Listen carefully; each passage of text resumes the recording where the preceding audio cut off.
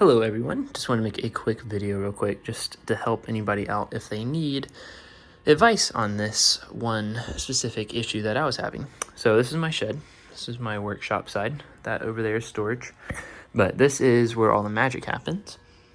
So the problem that I had was we are waiting for the land to be surveyed and for like the permit to come in to run electricity to the shed. This was a pre-wired, it had like a few outlets and a light bulb, so not like the most wired up, but it was like it came with a breaker box and like the wires underneath the shed, so all that very helpful. But yeah, so we wanted electricity run out to this temporarily, or at least I did, because I want to be able to use my lights and my tools and stuff.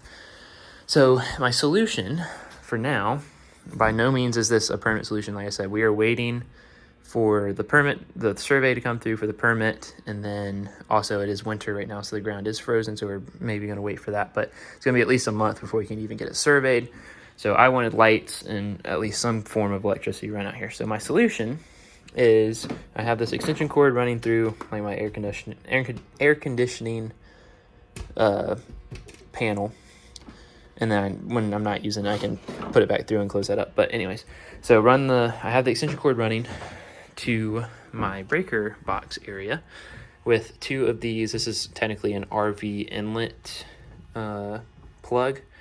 So basically anything that you can just plug the receiving end of a extension cord into. But anyways, so they're each like $15 a piece, so $30. You can have pretty much everything run. I normally have two extension cords running from different outlets of the house, but right now I just, for demonstration purposes, have one. But you can have both of these plugged in. And the way that a breaker box works, for anybody who doesn't know, is, so you can see these fins up at the top. So it would be like 1, 3, and 5 are all on the same like feeder wire. So these two black ones, those are both hot wires, but they go to separate parts of the breaker box. And then the yellow one's ground, but we won't talk about that right now. So the left one controls 1, 3, and 5, and then the right one controls, well, 6, 4, and 2, but 2, 4, 6. So this bottom one I have running to this right wire, which is 2, 4, and 6. So on 2, I actually have my light. So if you see when I flip this, it cuts my lights off, which is what we want. So all I did for this is I have the back of it wired up, going up and around and in through the top where all the wires were already running. And I go down here. It's probably gonna be kind of hard to see, but this is my hot wire from my outlet. I have it curled up right here. So hot wire just directly into that set screw for that wire. And then super simple, this is the neutral bus, and then this is the ground bus.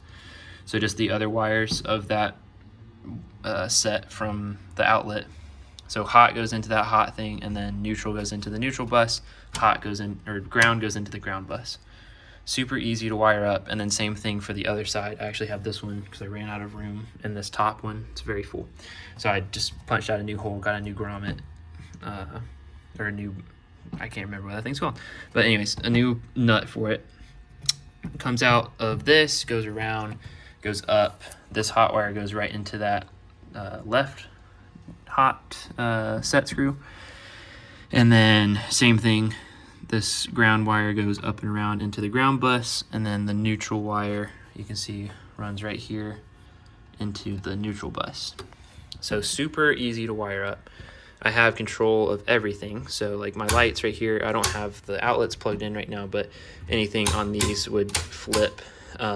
This one's actually for a refrigerator outlet that we put in, but we're not gonna run an extension cord for the outlet for the refrigerator, so we don't worry about that right now. But it's like this one runs to my power strip that I dedicated for it, so it's 20 amp for that power strip, and then the outlets for the rest of the building, which has a GFI coming literally right off of it. GFI first outlet, and then that runs to every outlet except for that refrigerator one. So yeah, very simple setup. Like I said, I would never leave this permanently like this. And also, if you have like your outlets plugged in, I would not use like my miter saw with my air conditioner at the same time because they are on the same circuit. Because this is literally just 12 gauge wire coming out of this extension cord, I would not, it could probably run it, just not long term. It could definitely probably rev up as long as I didn't try to turn the air conditioner and this on at the same time. Like my air conditioner was already running and I hit this, it could probably sustain it. The breaker at the house might trip. You wouldn't cause any fires, but you just have more of a hard time keeping everything running because everything would keep tripping. Probably nothing on that box would trip because the breaker on the house would trip before that would even happen because you're pulling so much from an extension cord distance. Yeah. So if you wanted just temporary electricity to run from your house to your shed, so you can use your outlets, use your lights. Like for instance, this shed only came with those 2 light bulbs right here and right here. Not nearly bright enough for what I want to do, so I bought these 2, I think they're 8-foot ballast lights. They're freaking amazing. Highly recommend. They're heavy as lead, but we got them up there. I got them up there actually by myself. It was not fun, but ran wires to them, and then just hook it in to the breaker or into the existing wiring. That's what's great about having a shed that's already wired up. You already have pretty much all the wires wired up. Like this light switch was already here. I doubled this up because we're going to put some exterior lights at some point, so that switch doesn't do anything right now, but this does that. And then here I have an outlet that's on that GFI, so I branched off of that, or technically daisy chained off of that.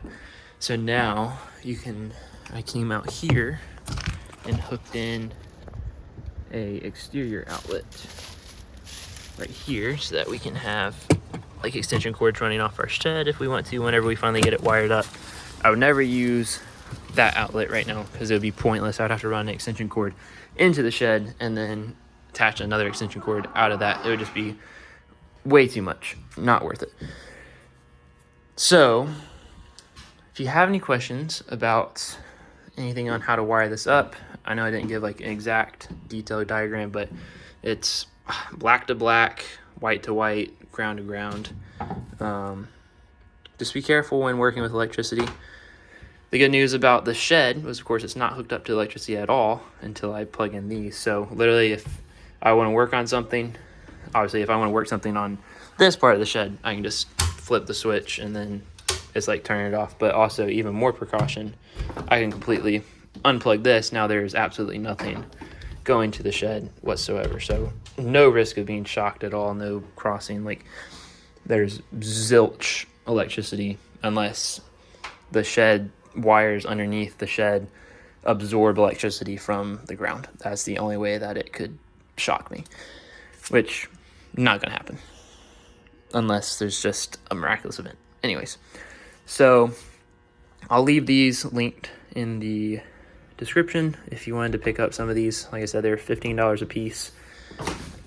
Super worth it to me because I've been out here for a month at this point. It's probably gonna be another month before we can even get it surveyed, and then not to mention how long it will get to run the wires. So yeah, we're at least going to use it for 2 months. It's been super worth it because now I have lights. I have the ability to turn on my tools. I've been able to run electricity and test, like this junction box for my power strip. So just very, very helpful to have. And yeah, that's about it. Let me know if you have any questions. Go pick you up some of these if you have the same problem that I do. Thanks for watching.